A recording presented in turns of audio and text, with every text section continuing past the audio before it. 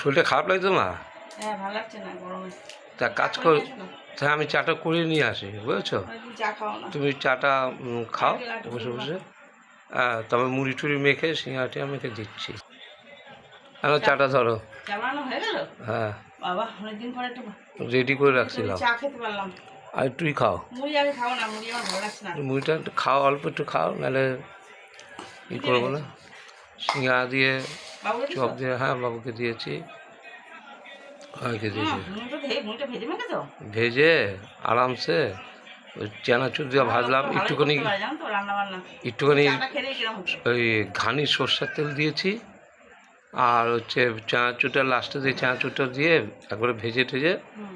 তারপর একটু বিট লবণ, লাগছে মুড়িটা। হ্যাঁ একটু বিট লবণ দিয়েছি, বাবা, বিট লবণের পর তারপর ওই রকম বেলা খেয়েছি না, এই জন্য শরীরটা ভালো লাগছে না। এটা খেলে এরকমই হয়।